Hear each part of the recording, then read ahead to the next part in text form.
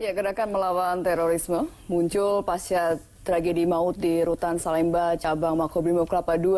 Dan gerakan tagar dari mulai kami tidak takut, lawan terorisme, kami bersama Polri ini beredar bertebaran di sosial media. Lalu bagaimana sebenarnya masyarakat ini bisa melakukan cara untuk melawan terorisme dan sebenarnya bagaimana penanganan para napi-napi terorisme di Indonesia begitu. Dan sudah ada saat ini bersama saya Pak Wawan Purwanto, Direktur Informasi BIN. Selamat sore Pak Wawan, apa kabar? Sore, Mbak. Alhamdulillah baik ya. Pak Wawan, kalau kita bicara mengenai ketika kejadian gitu seperti waktu bom Tamrin, gerakan melawan terorisme untuk menyatakan bahwa kami berani, kami tidak takut, ini begitu masif. Termasuk kemarin yang di Makobrimob gitu. Tapi masyarakat juga merasa geram dengan kok sepertinya masih kurang tegas gitu pemerintah terhadap para pelaku terorisme. Mungkin kita melihat dari situnya dulu. Ya, kita dibatasi oleh undang-undang dan peraturan yang ada serta juga masalah HAM, sehingga kita tidak bisa semena-mena ataupun juga tanpa ada suatu alasan atau bukti permulaan yang cukup ditindak, kan tidak bisa. Dari sisi penindakan ini sebetulnya kita sudah dapat apresiasi dari berbagai negara di dunia ini bahwa kita termasuk yang terbaik. Hanya sisi betul. Hanya persoalannya kita ingin diperkuat dari sisi preventif, pencegahan. Ini pencegahan ini lebih penting daripada hanya kita menindak karena mencegah itu lebih baik daripada mengobati. Dan ini secara faktual kita disuguhkan pada drama yang barusan kita lihat. Dan ini sebagai sebuah cambuk bagi kita, ada sesuatu yang perlu kita perbaiki secara sistemik, baik itu di lapas maupun sistem pembinaan yang ada, terus masuk masalah kapasiti yang sudah over, termasuk juga bagaimana perlu diterjunkannya begitu banyak psikolog, psikiater, termasuk juga agamawan supaya khususnya bagi napi baru. Karena kalau yang napi sudah lama biasanya lebih soft karena dia sudah terkena masukan dari saudara-saudara kita yang psikolog, psikiater itu. Artinya proses deradikalisasi memang masih terus berjalan, tapi mungkin itu membutuhkan waktu yang cukup lama gitu untuk membuat orang deradikalisasi terhadap pikiran-pikiran yang radikal. Mindset orang, keyakinan itu memang tidak mudah. Tidak semudah misalnya kriminal biasa yang masalah perut atau kriminal masalah perkelahian ataupun masalah hutang piutang terjadi nah itu beda. Karena ini keyakinan, artinya dia siap untuk mati, siap untuk mengorbankan apapun yang ada demi sebuah keyakinan. Ini berbeda penanganannya, maka terhadap terapinya pun juga perlu berbeda. Cuman dari proses deradikalisasi yang sudah dilakukan, 95% itu berhasil, 5% yang gagal, artinya belum berhasil. Tapi 5% ini kan terus dia menyebarkan ajaran-ajaran itu, meskipun dia sudah keluar misalnya.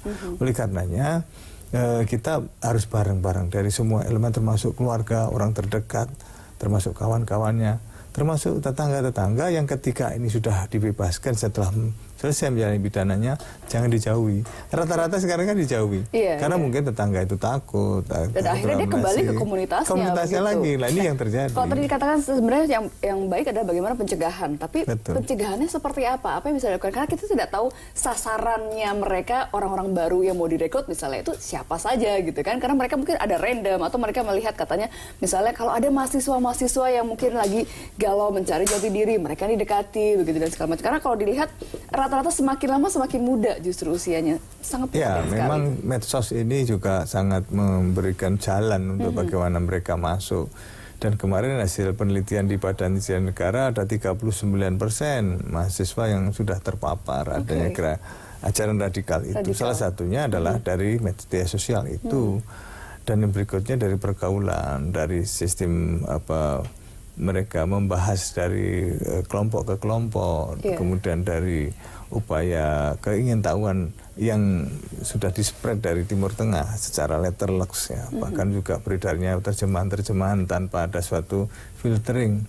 Nah ini yang menyebabkan masih ada tumbuh gerakan-gerakan seperti itu.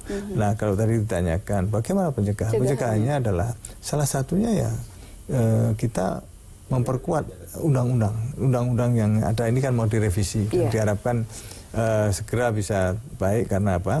Sisi preventifnya itu lebih dikedepankan. Misalnya orang yang ikut latihan tertentu dengan meskipun masih menggunakan bambu ataupun kayu sudah bisa lakukan pendekatan. Nah itu seperti itu. Selama ini kan enggak. Setelah terbukti baru belum. Nah, Jadi kita ingin masuklah kepada mereka untuk sama-sama berdialog, berpikir, kemudian mengajak kepada pengertian-pengertian melalui cek, recheck, dan cross-check. Kita tidak bisa langsung menelan mentah apa yang masuk ke gadget-gadget dari adik-adik kita itu dianggap demikian rupa benar. Padahal dari hasil penelitian kita itu ada 60% itu hoax. Nah, 40% yang benar. Nah, untuk membedakan ini kan perlu cek, recheck, cross-check tadi. Dampaknya tentu sekarang kita lihat kita masih berhadapan kepada persoalan yang sampai 1 dekade ini belum selesai. Baik. Nah, kalau tadi katakan menunggu revisi undang-undang terorisme, tapi ini masih dalam proses juga begitu ya.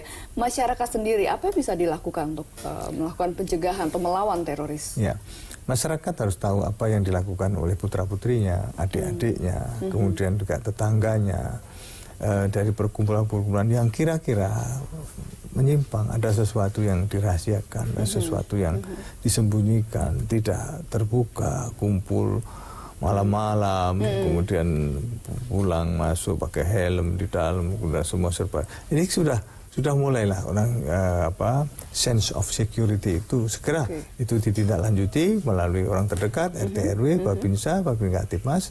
Nah, ini untuk membantu. Kemudian dari seluruh elemen kementerian lembaga terkait. Di sekolah-sekolah misalnya, ya tentu forum rektor misalnya mengajak para dosen untuk bagaimana melakukan pendekatan kepada mahasiswa dan memberikan sisipan ketika di kelas, gitu kan, memberikan ajaran bagaimana menjauhi ini itu. Demikian juga di guru-guru sekolah Kemendiknas ini, jadi semuanya.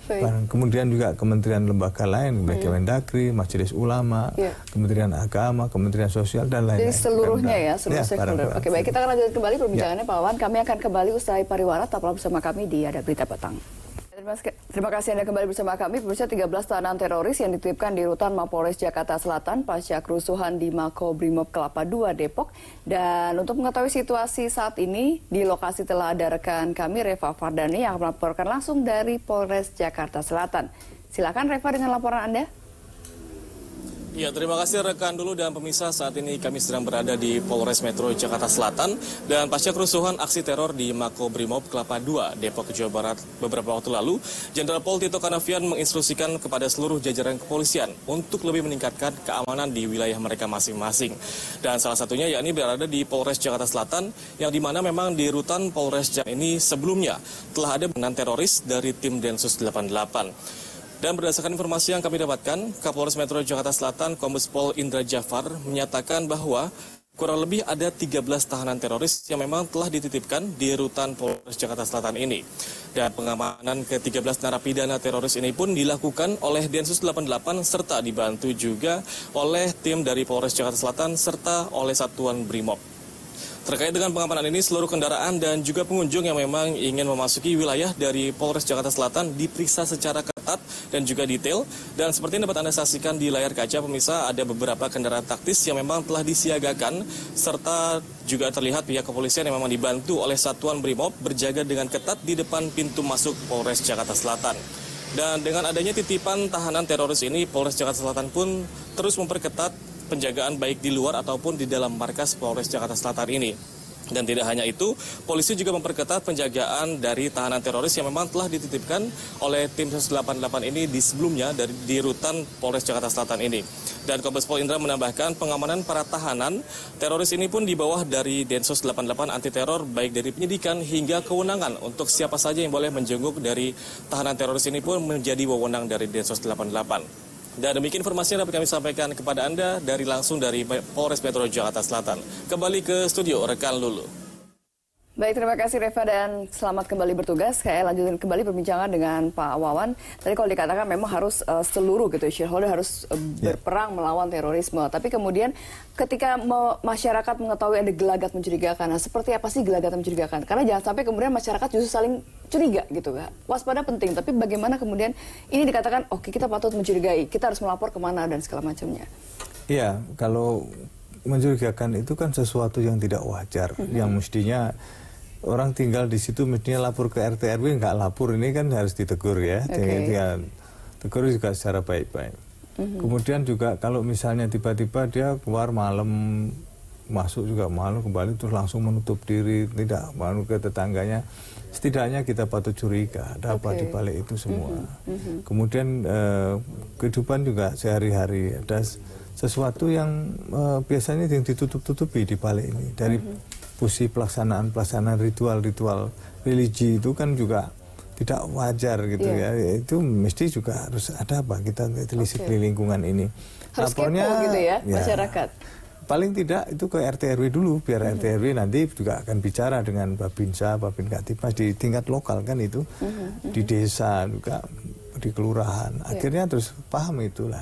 Setelah itu perlu dicek tadi supaya tidak muncul fitnah juga. Pendekatan seperti ini artinya dari harus kepedulian itu setidaknya akan mengurangi apa yang sebelum terjadi daripada setelah terjadi lantas terbengong-bengong loh kok ternyata gitu.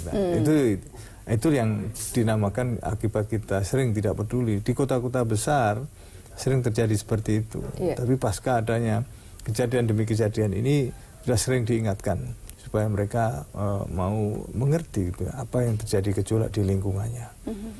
Itu salah satu ya. Kemudian juga di tingkat yang lebih tinggi dari kita akan tahu bahwa ancaman itu terus-menerus terjadi. Ancaman terberat justru adalah yang menyangkut masalah yang mengancam ideologi, karena mindset orang itu jelas ingin mendirikan sesuatu yang bertentangan. Nah ini yang terjadi juga akibat salah satunya Pancasila pernah dikubur hidup-hidup di tahun 98 dan berdampak hingga kini setelah 19 tahun baru direvitalisasi oleh Presiden Jokowi setelah mewajibkan adanya pembelajaran kembali di sekolah-sekolah. Tapi loss 19 tahun itu waktu yang sangat lama. Dan wajar andai kata ada pengaruh-pengaruh adanya ideologi baru yang diidolakan oleh mereka. Apalagi beredar secara masif melalui media sosial. Sekarang akses internet begitu mudah begitu. Iya, dan 134 juta orang mengakses internet. Otomatis setiap hari, ibarat teori jarum suntik akan tersuntikkan di kepalanya ini mengenai segala sesuatu yang berbau-bau atau nyerempet-nyerempet ideologi lain. Itulah sebabnya perlu satu counter bersama, ada satu penyeimbang pemikiran, ada satu pelurusan, dan itu juga di sekolah-sekolah dihidupkan. Nah sekarang sudah mulai meskipun sedikit terlambat tapi lebih baik dilakukan daripada tidak sama sekali. Kalau itu di dunia nyata sekarang memang dunia nyata dengan dunia maya semakin tipis perbedaannya begitu. Sedangkan di dunia maya pun juga semakin gencar juga tadi dikatakan juga Pak Wawan menyatakan banyak sekali pemikiran radikal yang bisa diakses oleh siapapun. Nah itu untuk mengantisipasinya seperti apa Pak? Memang kita harus peduli dengan anak-anak misalnya apa yang dia baca, apa yang dia dengar, apa yang dia buka setiap harinya mengarah kemana, apakah ini mengarah ke gerakan-gerakan kanan ataupun ekstrim lainnya. Dan itu yang perlu kita selalu kontrol. Nah, mekanisme kontrol ini secara berkala dan tanpa harus membuat risih dia yang dikontrol. Tapi setidaknya akan kita tahu apa sih yang sedang dimainkan. Karena yang direkrut utamanya itu anak umur 17 sampai 24 tahun. Karena mereka lah masih boleh dibilang energi, labil, mencari jati diri, lah seperti itu. Mau mencari segala macam gitu, akhirnya ketemunya kalau yang salah ya akhirnya menjadi salah gitu ya. Jadi mudah mencerna, mindset ini mudah mengubah. Itulah sebabnya maka kita perlu paham itu semua. Baik, mungkin ada terakhir closing statement Pak Wawan, singkat. Kita ingin kita hadapilah ini sebuah ujian, cobaan bagi negeri kita dan juga bukan hanya negeri kita saja, tapi berbagai negara, bangsa-bangsa di dunia ini juga sedang mengalami gejolak yang sama. Oleh karenanya betul tadi pesan dari Pak Presiden bahwa kita harus bersama-sama mengarungi ini semua dan nanti pasti ada titik kulminasi di mana Bandul itu akan menjadi penyeimbang. Dan kita sadari dengan upaya revitalisasi Pancasila ini setidaknya akan memberikan nuansa penguatan secara ideologi, politik dan yang berefek kepada bagaimana memperkuat jati diri bangsa Indonesia. Baik Pak Wawan, terima kasih telah bergabung bersama kami dan